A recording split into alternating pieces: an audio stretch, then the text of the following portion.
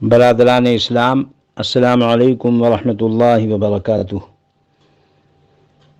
ہمارے ملک کے آزاد ہونے کے بعد ہی اردو زبان کے مسئلے نے ایک خاص اہمیت حاصل کر لی تھی۔ چنانچہ اس سلسلے میں کام کرنے والے اپنی اپنی فکر و نظر کے مطابق کام کر رہے ہیں۔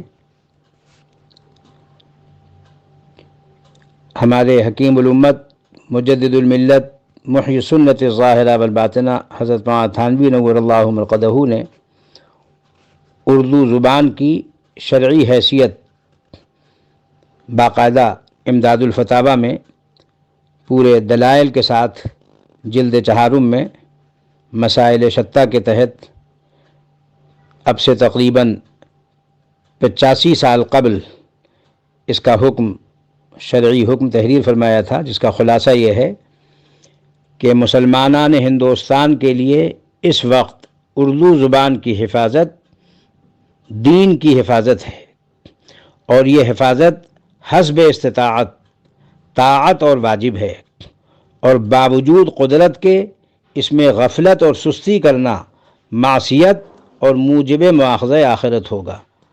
اللہ تبارک و تعالی ہم سب کو اپنی اپنی ذمہ داری کا احساس نصیب فرمائے۔